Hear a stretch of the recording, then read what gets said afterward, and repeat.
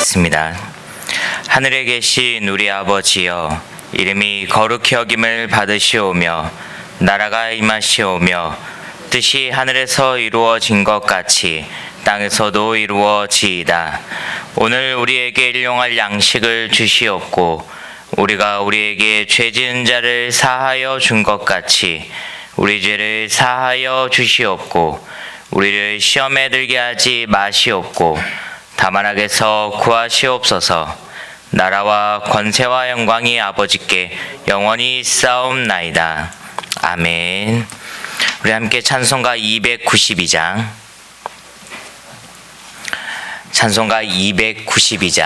함께 찬양 드리시겠습니다.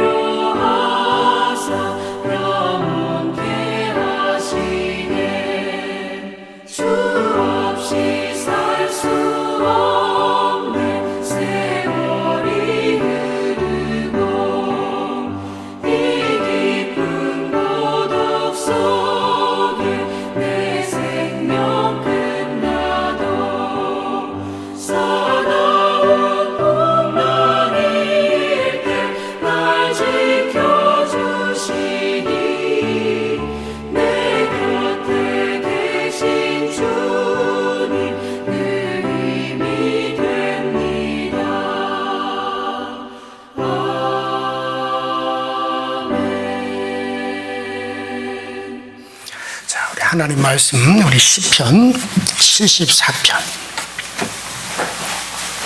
16절부터 23절까지 보시겠습니다. 시편 74편 16절부터 23절까지.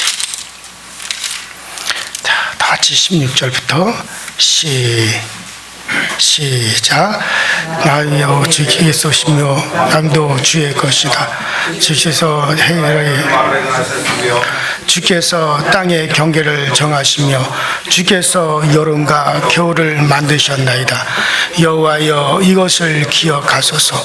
원수가 주를 비방하며 음미한 백성이 주의 이름을 능욕하나이다. 주의 맷비둘기의 생명을 들짐승에게 주지 마시며 주의 가난한 자의 목숨을 영원히 잊지 마소서. 그 언약을 눈여겨보소서. 무릇 땅의 어두운 곳에 포악한 자의 처소가 가득하나이다. 학대받는 자가 부끄러이 돌아가게 하지 마시고 가난한 자와 궁핍한 자가 주의 이름을 찬송하게 하소서. 하나님이여 일어나 주의 원통함을 푸시고 우미한 자가 종일 주를 비방하는 것을 기억하소서. 주의 대적의 소리를 잊지 마소서. 일어나 주께 항거하는 자의 떠드는 소리가 항상 주께 상달되나이다. 아멘. 자, 우리 시편 73편부터 83편까지는 아삽의 시다라고 제가 어제 아침에 말씀을 드렸습니다. 오늘도 이 시편 74편은 계속 이어지는 아삽이라고 하는 분과 그의 집안에서 이제 하나님을 향한 그 노래들, 또 기도의 가사들을 쭉 기록해 놓은 것이 이제 시편 74편인데, 자, 이 시편 74편은 어떤 내용이냐면 이스라엘 백성이 자꾸 하나님을 무시하고 우상을 또 섬기고 또 하나님의 성전을 멀리하고 안식일을 자꾸 범하고 하나님이 없는 이방 사람들의 생활 모습과 똑같이 그렇게 해요. 차라리 그들은 하나님이 없는 자들이라고 하지만 이들은 하나님을 알면서도 하나님을 무시하고 또 하나님을 경홀히 여기는 그런 짓들을 계속해서 이스라엘 백성들이 해나가게 됩니다. 자, 그래서 계속 하나님을 가까이 하는 백성들이, 가까이 해야 될 백성이 우상을 계속해서 섬기고, 그래서 하나님이 계속해서 경고하시죠. 여러 선지자들을 동원해서 하나님이 계속해서 경고해 오셨어요. 뭐 우리가 잘 아는 이사야라든가 에레미야라든가 뭐 그 위에도 많은 선지자들을 통해서 하나님이 계속 경고를 하셨어요. 너희들이 하나님의 백성이 하나님의 길을, 하나님의 법을 잊고 이방인들의 길에 서서 그렇게 나가고 하나님의 성전을 회파하고 또 하나님을 그렇게 법을 무시하는 그런 생활을 계속하면 너희들이 이방인의 손에 너희를 넘겨버리게 될 것이다. 계속해서 경고했는데도 불구하고 듣는 자가 없었다 그랬어요. 더군다나 이 아삽 집안은 하나님의 성전에서 하나님께 찬양하고 악기를 연주하며 노래하는 그런 집안이 아삽 집안이에요. 근데 이들이 하나님의 성전에 가서 악기를 연주하고 노래를 하더라도 그들을 따라와서 기도하는 자가 없고, 그러는 가운데 그들이 계속 하나님 향하여 찬송과 또 노래로 또 연주를 통해서 하는 동안에 하나님으로부터 이들이 계속 이제 계시를 받는단 말이죠. 이렇게 하나님의 성전을 비워두고 하나님 무시하는 생활하는 이 백성들에 대해서 하나님이 징계하신다. 하나님 이 백성을 떠나신다. 하나님 이 백성을 놓아버린다. 자, 그럼에도 불구하고 그래서 이 아삽이라고 하는 분이 계속해서 이제 그 집안이 이스라엘 백성들에게 경고를 하죠. 자, 그래도 결국에는 우상을 계속해서 섬기가 되자 결국에는 바벨론이 침공에 들어옵니다. 바벨론이 침공에 들어와서 예루살렘을 다 불태우고 이스라엘 백성들을 포로로 잡아가고 하나님의 성전을 회파하고 그래서 예루살렘 성전이 멸망하게 되어지는 위기에 처하게 되죠. 자, 그와 같은 이스라엘 백성들의 비참함이 어떻게 되어지느냐면 나훔서 2장 6절에 보면 이스라엘의 왕과 정명대로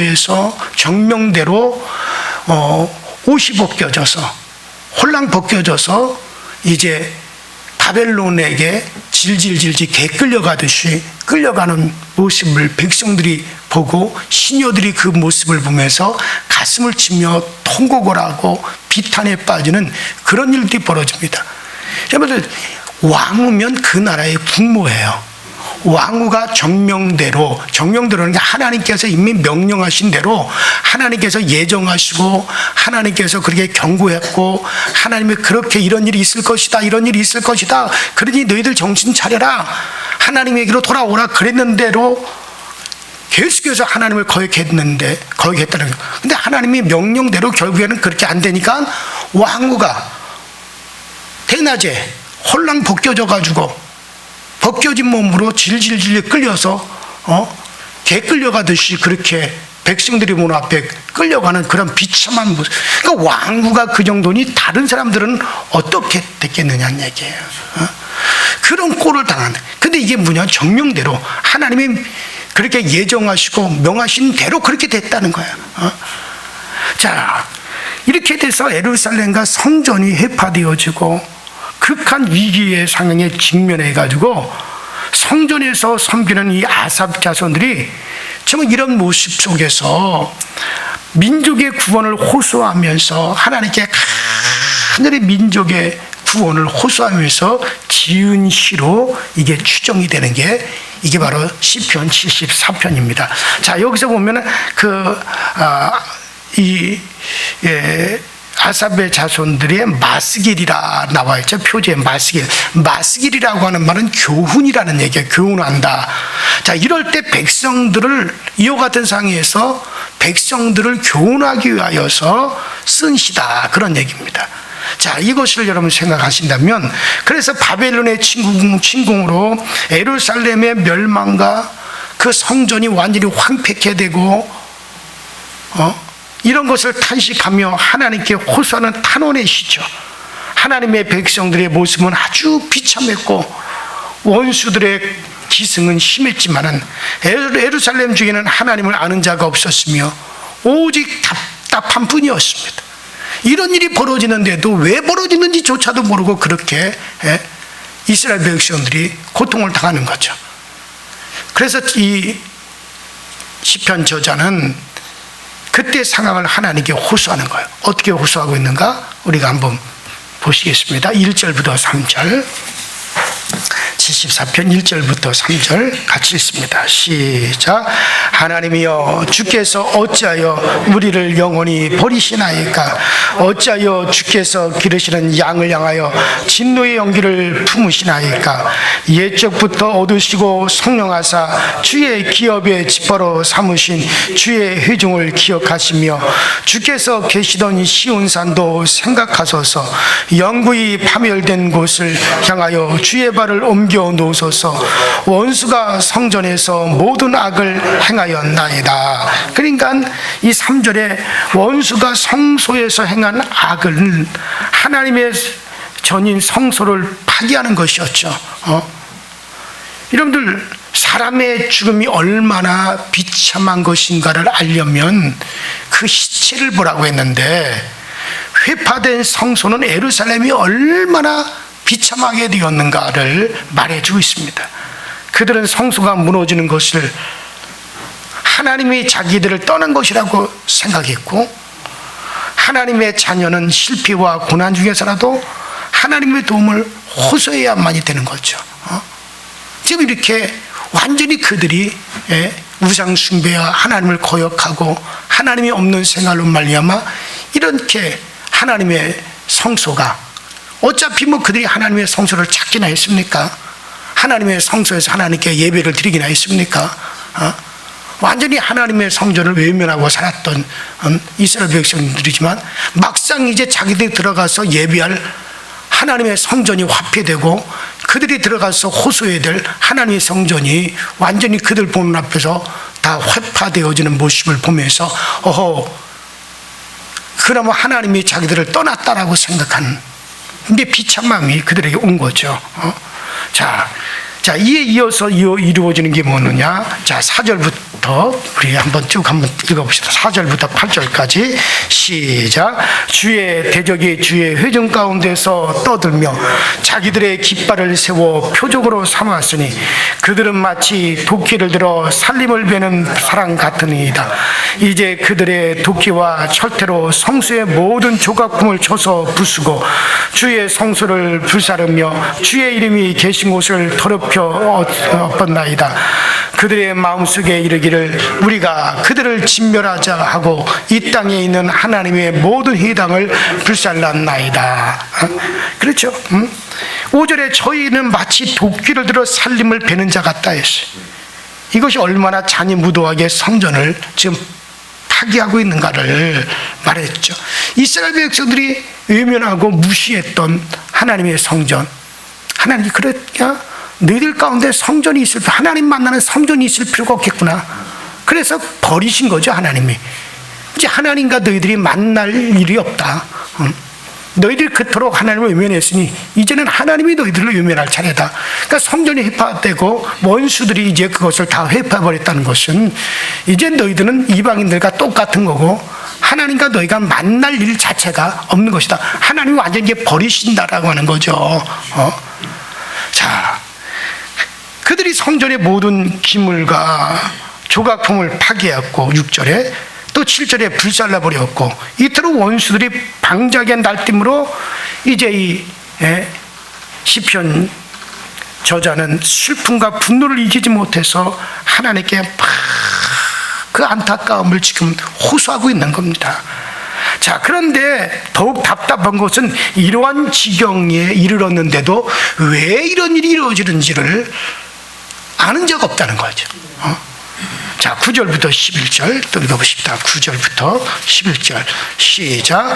우리의 표적은 보이지 아니하며 선지자도 더 이상 없으며 이런 일이 얼마나 오래는지 우리 중에 아는 자도 없나이다. 하나님이여 대적이 언제까지 비방하겠으며 원수가 주의 이름을 영원히 능욕하리이까. 주께서 어찌하여 주의 손 곧 주의 오른손을 거두시니까. 주의 품에서 손을 빼내시오 그들을 멸하소서.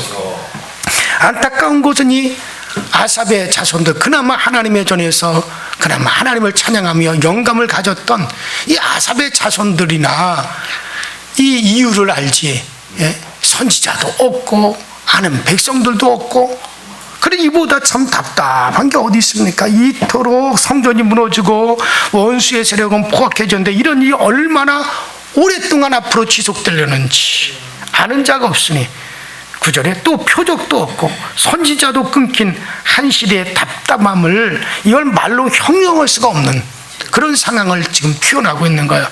그래서 결국 이스라엘 백성들이 하나님의 진노를 사서 되어지는 일이, 이런 일이, 어둠의 일이 얼마나 될려는지 짐작도 못하고 언제까지 이것이 계속되어려는지 아는 자도 없고, 물론 하나님만 아시는 거죠. 그래서 하나님께 묻는 겁니다. 이 아삽이, 하나님이여 언제까지니까? 언제까지 하나님이 모독을 당하시렵니까? 그런데 여기서 꼭 알아야 할 것은 하나님이 기억하시는 고난은 사실은 불행은 아니에요. 결국 이스라엘 백성들을 다시 돌려놓게 되시는데, 하나님께 호소하는 기도의 사람은 반드시 하나님의 승리에 동참하는 영광을 누리게 될 겁니다. 결국 저자는 이러한 중에서도 하나님은 계신다, 이러한 중에라도 하나님은 계신다라고 하는 그런 속에서, 그러나 나는 믿음을 가집니다. 하나님 우리를 영원히 버리지 않는다는 것, 반드시 이 백성들을 돌려놓고야 마신다는 것, 하나님은 언제까지 참지는 아니하신다는 것, 하나님은 언제까지 침묵하지는 아니하신다는 것 나는 알고 있습니다. 나는 믿음을 가집니다. 자, 여러분, 우리가 꼭 알아야 할 것은 우리가 하나님의 사랑이 느껴지고 하나님의 인도하심이 보이고 은혜가 보이고 응답이 보일 때는 물론 그것을 따라가야 됩니다. 그 길만을 따라가야 됩니다. 그러나 전혀 그러한 것이 안 보이고 하나님의 응답도 없고 말씀하심도 모르겠고 은혜도 없고 전혀 안 보이는 캄캄할 때는 어떻게 해야 되느냐? 그럴 때는 따라합시다. 내 속에서 믿음이 나와야 된다. 그럴 때는 내 속에서 믿음이 나와야 돼요. 그리고 그 믿음의 길을 따라가야 돼요. 그러니까 오늘 시인이 그렇습니다. 이제 아무것도 안 보이지만 응답도 없고 뭐 은혜도 없고 말씀도 없고 아무것도 안 보이지만 이제 아무것도 안 보이나 그 속에서 스스로 믿음을 끄집어내는 거야. 그럴 때는 믿음을 끄집어내기 시작해. 그래서 그것을 바라보고 나가야 돼. 우리가 시편에 보면 자주 그런 것이죠.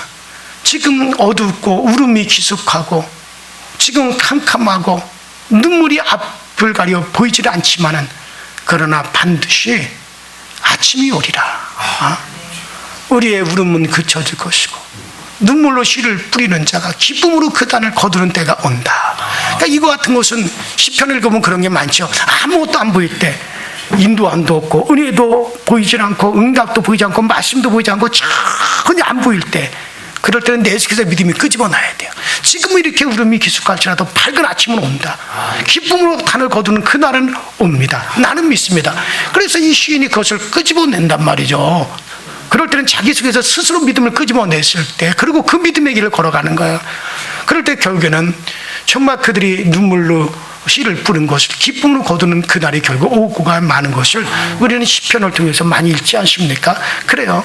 이런 분명히 응답이 있고 말씀이 있고 깨달음이 있고 그럴 때는 그 길을 가야죠. 그럼 그게 전혀 보이지 않을 때는 내 속에서부터 그런 믿음이 나와야 되고 그 믿음의 길을 걸어가야 된다는 이것을 지금 시인이 그것을 고백하는 거죠.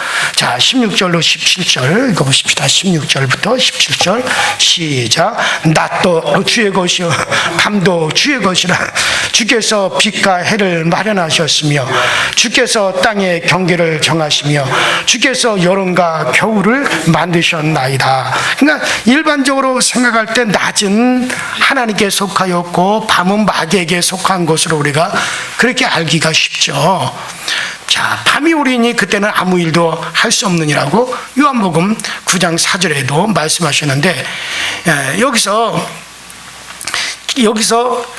이는 불길의 상징인 죽음과 같은 뜻으로 사용되었고 일할 수 없는 때라고 그렇게 말을 하고 있어요. 밤이라고 하는 것을.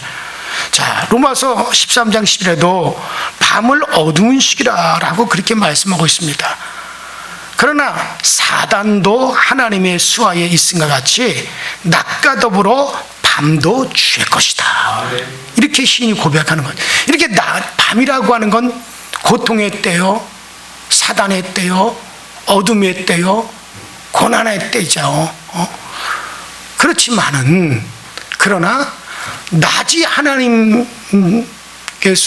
주관한 것 같이 그러한 밤도 하나님이 주관하신다. 그의 지배권 하에 있다. 그러므로 하나님의 주관하사 역사하실 것을 스스로 그 속에서 믿음을 강하게 지금 바라고 있는 거예요. 지금은 밤이죠. 어두운 밤이죠. 언제까지 이 밤이 계속될지 아무도 몰라요. 응답도 없어요. 하나님의 인도함도 없어요. 그러나 이런 어둠도 결국 낮을 주관하시는 하나님은 밤도 주관하신다. 그래서 정말 자기 속에서 스스로 믿음을 강력하게 바라고 있는 거예요. 자, 그리고 경계를 나누시는 주님께서 반드시 자기들의 경계를 바벨론으로부터 지켜주시고 하나님의 백성된 자들로 하나님의 구별하여 함께 멸망하도록 완전히 그게 멸망하도록 하나님 내버려 두지 아니하실 것이라는 강력한 믿음을 그 속에서 끄집어내고 있는 거예요. 제가 조금 전에 그랬잖아요. 우리 눈에 보여질 때는 보여지는 걸 따라가면 되는 거예요. 빛이 있으면 빛을 따라가면 되는 거예요. 그러나 그런 것이 전혀 없을 때는 자기 속에서 끄집어내야 된다라고 하는 걸 말씀드렸잖아요. 지금 시인은 그렇게 하고 있는 거예요. 자, 18절부터 우리 23절 마지막까지 읽어보십시다. 18절부터 시작. 여호와여 이것을 기억하소서. 원수가 주를 비방하면 우매한 백성이 주의 이름을 능력하였나이다. 주의 맵비둘기의 생명을 들짐승에게 주지 마시며 주의 가난한 자의 목숨을 영원히 잊지 마소서. 그 언약을 눈여겨보소서. 무릇 땅의 어두운 곳에 포악한 자의 소수가 가득하나이다. 학대받는 자가 부끄러이 돌아가게 하지 마시고 가난한 자와 궁핍한 자가 주의 이름을 찬송하게 하소서. 하나님이여 일어나 주의 원통함을 푸시고 우매한 자가 종일 주를 비방하는 것을 기억하소서. 주의 대적들의 소리를 잊지 마소서. 일어나 주께 항거하는 자의 떠드는 소리가 항상 주께 상달되나이다. 자 그리고 하나님은 나의 생명이라고 고백하죠. 자기 속에서 이제는 믿음을 끄집어냈어.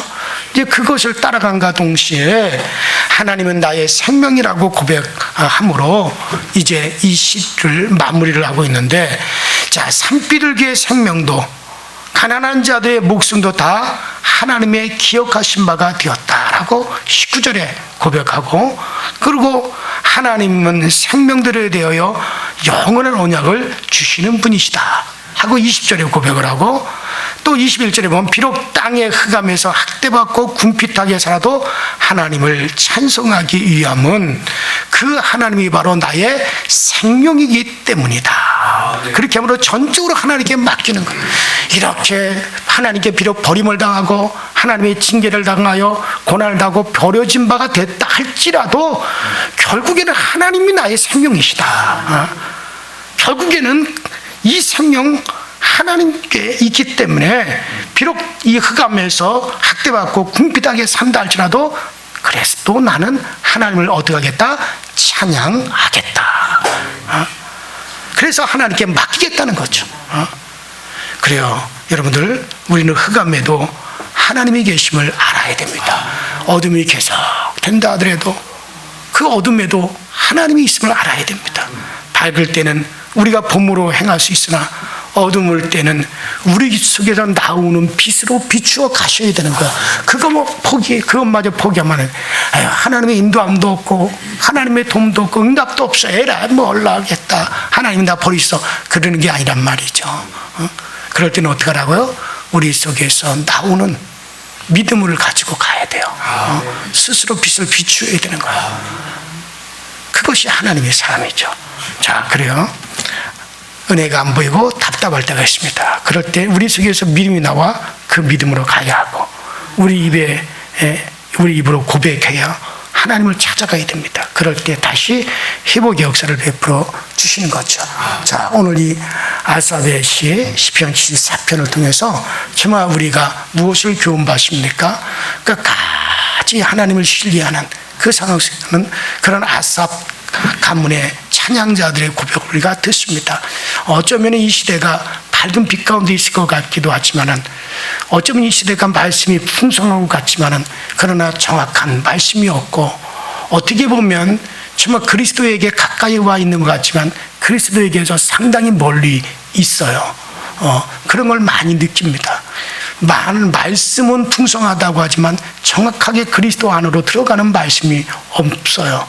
그저 사람들이 자기들의 이 땅에서의 그 하나님을 구하고 이 땅에서의 형통만을 구하는 것이지 정말 그 하나님의 영원하심, 진정으로 하나님이 주시려고 하는 생명의 은혜 역사가 없는 모습을 저는 많이 보고 많이 느낍니다. 이와 같은 때 정말 하나님의 빛이 우리에게 꼭 비춰질 수 있기를, 이런 흑암 중에서라도 정말 하나님의 영감을 가진 아삽 집안의 사람들은 하나님의 빛을 보았고, 이런 흑암 중에서라도 그들은 그 빛을 찾아 나가시오.